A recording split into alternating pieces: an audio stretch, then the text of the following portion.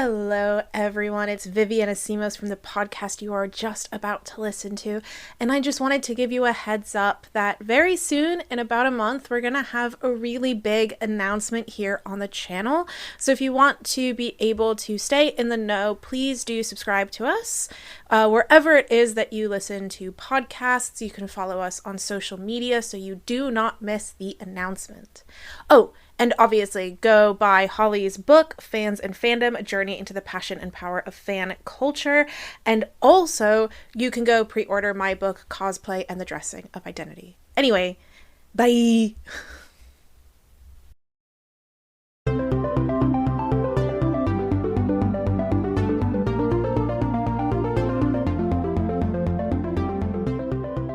Hello! Welcome to a special bonus episode of I'm a Fan of That. Who knew you're getting 2 in a week? Wow. What's going on? Vivian's doing a little dance. I'm gonna laugh. If you don't ever see our little clips on TikTok or Reels, you should watch them because they're funny and they're definitely not these bits that don't get included in the show. We're doing a bonus episode. Why? Why would we be doing a bonus episode in the year of 2024? Also on a very hot day. Yeah, because I don't know why I'm drinking tea. It's a stupid I don't know why. I made an iced coffee because I'm smart, but Holly's sitting there being like, I wonder why it's so hot out. I've got the sun coming in and I'm drinking a hot tea. You are so British. I do have the curtains closed. It's just they're like partially they're not net, but they're not completely light cancelling either. Anyway, bonus episode. And this bonus episode was actually weirdly requested on my Facebook by people. Ooh. Multiple people. Because, as I said, it's the year 2024 and Dashcon 2 is happening. 10 years later. I know. And I felt, and clearly other people felt, we needed to talk about this. We need to talk about, A, Dashcon in general, so if anybody didn't know what Dashcon is. But B, we need to talk about Dashcon 2 and the fact that it is happening, and also the fact that it is actually in no way affiliated with Dashcon 1. It's just some people thought they could do something very funny, and they were right. You know about Dashcon, you must do. You're a nerd who lived on the internet in the 2010s. I remember Dashcon happening. Now, I've never been very into the Tumblr scene, so I didn't hear about it through that. I heard about it through the mess of internet news that happened afterwards of everyone being like, first off, apparently a TumblrCon happened. Second, It didn't really. So I was a Tumblr person, as we've well established, I think, by this point. And I saw it go from conception through to chaos through the means of Tumblr reblogged and shared posts. It was chaos. It truly was chaos. And a lesson learnt for everybody, I think. There is at least one incredible video essay on Dashcon, which you should go and watch. I will put the show in the show notes. I will put the links to a couple of those because I can't remember who made them off the top of my head, but I have watched several and they're great. If you want the full history, because Dashcon in a nutshell was essentially a TumblrCon run by people on Tumblr, one of whom I'm pretty certain was 17. And that is a concern. And the fact that that 17-year-old was left with quite a lot of the blame by the actual adults involved in the situation, even more concerning. But yeah, Dashcon came out of essentially this idea on Tumblr that went around quite a lot of the Tumblr world or Tumblr University or Tumblr Island, depending on whatever. And it was sort of this idea of how everybody interacted with each other. You kind of see the same thing on TikTok where people talk about how you get to certain areas of TikTok. Where it's like, oh, how do I get to lesbian TikTok? You have to go through this and, here's queer TikTok and you can get it. It's the same kind of idea of like how these areas of social media join up with each other. And it was kind of funny and silly. And looking back on it, kind of cringe. But the cringe is dead, so it's fine. It was 2014. Yeah, everyone's had a great time. 2014 felt like an era of cringe, I'll be honest. Oh, absolutely. And the thing is, it came out of like, for 2010 to 2014, that like 4-year period was Tumblr's heyday as well. Like, it really was. It was mental on that site at the time, like absolutely Looney Tunes. Everybody was having discourse and kind of crazy fandom nonsense, and it was the peak of fandom on the Fandom website at that point. And yeah, Dashcon grew out of that. It grew out of all these people wanting to, I think, just want to hang out with each other and do all this stuff. And they promised a ball pit, and there was a ball pit. So I think maybe for editing we can throw up an actual photo, or I can try to do a janky hold this up to camera, but we have to, for anyone who might be watching video version of this. If not, I'll link a picture of it in the description as well for people on audio. But this was the ball pit. You could get an extra hour in that ball pit. So to describe for those who need it, there is a massive empty convention hall, just empty. And there is a very, very tiny, like, kiddie pool blow up with some balls in it. And that was the ball pit. Yeah. And the thing is, whoever was organising this event sounded reasonable enough and competent enough to get things like the entire cast of Welcome to Night Vale to agree to come, who then left the event when they realised what was going on and that they weren't going to get paid, because nobody got paid. Nobody. The event didn't get paid. They literally did a collect money on the day from the people who'd come and already paid for tickets and hotels to come to this event to cover the costs of the event. They had to do that because they were so badly organised and so, like, not thinking about what to do with their money that it essentially came down to, if we don't pay right now, we're all going to get kicked out and you're going to get locked out of your rooms and stuff like this. I think some of the guests did get locked out of their rooms because they weren't paid for. So I kind of feel like you're getting the idea that Dashcon was a nightmare.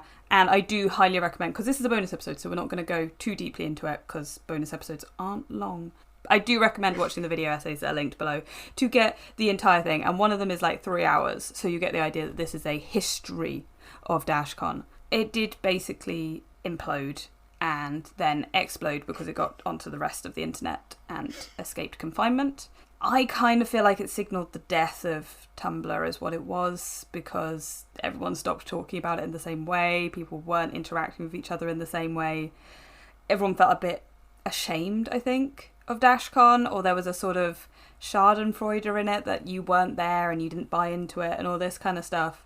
I don't think we saw Tumblr being the same afterwards, so I think it was kind of the beginning of the end. And then obviously everyone sort of migrated to Twitter after the adult art ban. And look how that went. Tumblr is still going, just for people. It's fine. I mean, it's not, no social media is fine, but it is still there and it's still kind of chugging along being Tumblr. But it's not really the same anymore. It definitely was a sort of, I would say, 5 to 6 year heyday around that period. Yeah, like there was a period where, while I wasn't actively on Tumblr, any like links that you got, like in the way that you get links to like Twitter posts and stuff like that, it was to Tumblr posts. There were screenshots from Tumblr. It was always, everything was kind of coming from there for quite some time. I went viral once because of a Tumblr post I made, which is really weird because I still see it come up on like Instagram or Pinterest every so often, and I'm like, oof, me from 2010, jeez. It was a good time, and I'm sad that it went away, but as with all empires, they cannot last, and it was a fandom empire. But anyway, Dashcon 2 is happening. This is great. 10 years on, as I stressed at the beginning, the people organising it are in no way affiliated with Dashcon 1 by the looks of it, as far as we can tell. They seem much, much more competent. They've done a big Q&A. Yeah, I was about to say, there's like a big Q&A, and the very first question on there is, are you the same people? And it's like, no. Yeah. No, we're not. Basically, I think the copyright ran out on the name Dashcon. And so they decided we're going to do that and we're going to make it a thing. And I actually think that's a really cool idea. I think playing off of what Dashcon was, and you're not only playing on the tragedy of Dashcon, but you're also playing on, I think, the idea of what it could have been. And I think if they manage to succeed in this and show what it could have been while also owning what it was, they will make bank, and I think they will create an incredibly good convention. Do I think that's actually possible? I don't know, because running a convention is hard, very, very hard, as somebody who runs a small part of one convention in the UK, and it's not even a convention, it's a arts fantasy festival. It's difficult. It's a really difficult thing to do. I want to see them succeed so badly because it's funny And because I love the fact that they're leaning into it. I think that's great. Also the fact that they have, like I said, they've owned it. They're even in that Q&A, there's a whole, like 4 or 5 questions about the ball pit. And it's just a wonderful running joke, the ball pit. I mean, it's one of those things where they might be able to pull off a pretty good, like, if they can pull off the stuff behind it, the bigger question is whether or not people will go. But I think unlike 2014, people are more willing to go to an event that they know might be shitty in a way that they weren't willing to do in 2014. We've had enough big, viral, crappy events that being there is a huge component of, like, social capital that I could imagine people are going to want to go, Yeah, you're going to get people who are just going to want to go for the sake of being able to say, I went to Dashcon, which you weren't getting before. When I saw it, I went, I kind of want to go. I kind of want to go to that. And then I saw it was in Toronto, which if you're in the United States or Canada, definitely go. But I'm not going all the way to Toronto. That's a long way. Unless they want some cool guests who talk about fandom. Just saying. I do think there's going to be some street cred in saying you're going to Dashcon too. I genuinely do. I think particularly in certain groups of fan culture, it's going to be there. I think in internet culture, it's going to be there. A lot of people already are sharing memes about it. Of course, there's a Supernatural meme about it. It's Tumblr. You know, we have to do that. And I think if it's bad, then everyone's proved right. And there's no skin off anyone's nose. It was bad. We knew it was going to be bad. It's called Dashcon, which, you know, is a shame to the organisers because obviously they are trying. But if it's good, or even if it's just mediocre and it's fun, that's it. They've won. They will have won. I think that's great. Yeah. I think that there is not very much. Okay, when I say this, there's obviously a monetary risk involved. I will absolutely put that out there. There is also maybe a credibility risk on the line for the organisers. However, I don't actually think that it would damage them particularly badly if it didn't go 100% well. You know, this doesn't need to be perfect or break. This can be, you know, it can be. And I kind of love that. I love the whole idea. I love the fact that essentially they're going, like I said, they're owning it. They're using that name as a way to create interest, to create a buzz. I mean, everyone heard there was going to be Dashcon 2 and we have to make a bonus episode about Dashcon 2. Oh my goodness. Was Dashcon like the first of the big viral terrible events? I think so. It's before Firefest. Yeah, I was about to say, there was Firefest was like the big one, but I think there was one in between. Oh, not VidCon. What's it called? The one that TanaCon, which was like VidCon with YouTubers, and that one was bad. That was between Dashcon. So for people who don't know what TanaCon was, it was essentially a YouTuber, Tana, who wasn't happy with how VidCon was run, as far as I think. Again, there are videos and essays on it. I will link them below. And it led to some pretty serious issues. Dashcon kind of had more monetary problems, as far as I was aware. TanaCon actually led to some quite serious health issues because of people queuing outside in 30 to 40 degree weather and not being provided enough water, not being provided adequate shade, and people were genuinely became very unwell with heat stroke and things like that. There were also monetary issues involved in that. It seemed, again, just to be somebody who bit off more than they could chew in a situation. And then you have Firefest, and I think everyone knows about Firefest. And these are all situations where people go, it was a scam, it was on purpose. Firefest, I'm not sure. TanaCon and Dashcon, I think there were well-meaning intentions, at least from the majority of people involved. It went wrong. Dashcon obviously seems to have some issues with one of the organisers possibly being a scam artist and nobody knowing, but I do think that the majority of people involved in Dashcon were, at least to start with, well-meaning from my reading of what's happened. I'm sure there are people who would disagree with me. I definitely don't think that a 17-year-old went into anything intending to scam people, but I might be wrong. That person has actually come out and said an awful lot about what happened with Dashcon, and good on them. But I do think that was essentially... There was a period of time in the 2010s when a lot of people felt they could run events. It's hard. It is one of those things where if you haven't... Because I used to run events when I was like doing my undergrad, and those level of events, which is very different, right? But when you do it and it runs successfully, you go, oh, I could probably do that. But it's a very different It's a very different can of worms. And I think people don't quite sometimes realize the extent of the logistics involved in something like Comic-Con. Yeah, like I said, I do a small part of a festival. That is incredibly hard, incredibly difficult, and I do not think I could. I have genuinely said after that event going, I don't think I could do more than this. This level is enough. This is overwhelming to me. I manage it, I keep it, I keep on top of it, but I don't think I could do more than that. It's a lot. It's an awful lot. I have a lot of respect for people who manage to run and keep running any kind of large scale event, because it's just hard.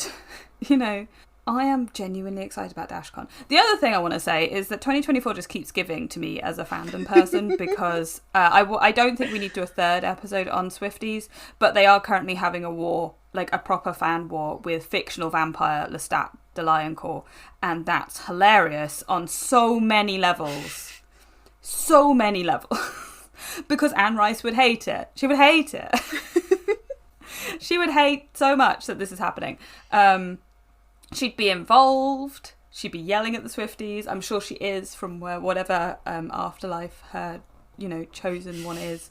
Watching people fight over real celebrity Taylor Swift and fictional vampire. I cannot stress this enough. He is a fictional, immortal vampire bitch.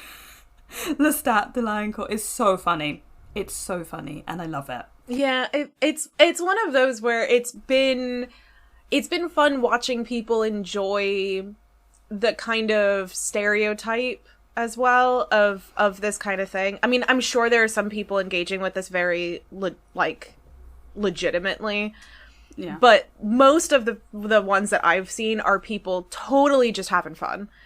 From the Swiftie side, obviously, like I said, there's going to be some people who take this seriously, but most of the people are just going, this feels like a thing that Swifties would have an argument about, so we're gonna do that as if we're really upset, and then people are coming back to it, and it becomes this thing. But it's playing out this kind of joke mimicry of fan arguments, especially during a time where also the Drake-Kendrick Lamar battle is going on, which is a very real one, although it's basically over now, but kind of following through with that, where suddenly on the other side of it, you're having this totally joke, fun play at standing.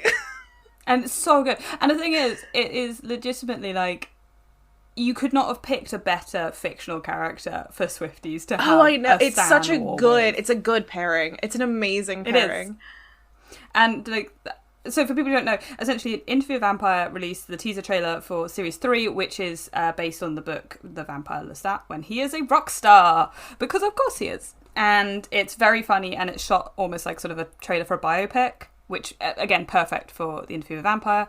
And he's reading the book that has been published about himself, which is, again, funny. And somebody compared it to a Taylor Swift video. I think they compared it to Blank Space. They did screenshots to show similarities and stuff. I think one Swiftie did take this quite seriously. As far as I can tell, the person who, in the original tweet, did seem to be somebody who genuinely thought he was real, but may have realised after the fact, as is often the case with Twitter, X, whatever we're calling it. Yeah, just keep calling it Twitter. Birdie platform. Anyway, they this then sparked some other people who may or may not have thought it was real, and then other people who realised it very, very much wasn't, into this wonderful situation. And it's very funny. You could not have asked for better. In the same way that, Dashcon 2, the most amazing publicity for something is to be like, hey, this is weird and random and we're doing this.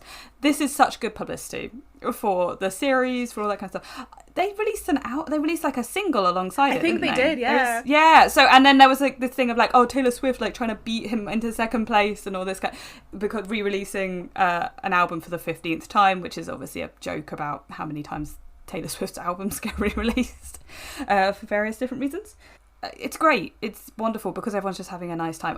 Like you said, I'm sure there are some people who are taking it a bit more seriously, because there always are in these situations. There always are, but on a whole, I think the vast majority of the people are just having a load of fun. Yeah, and it's just amazing to see. It's so much fun to see. Fandom has had such a hard time recently. We've had a lot of very serious stuff happening, and just having people having a really cool, fun, entertaining time is good. And I genuinely cannot pick a more perfect fandom combination than Interview with a Vampire and Taylor Swift, because there is so much history to all of that. I did see that as we part of the fight was that she did a surprise addition to her latest concert, was that she added "I Don't Want to Live Forever," which they have taken as an anti-Lestat.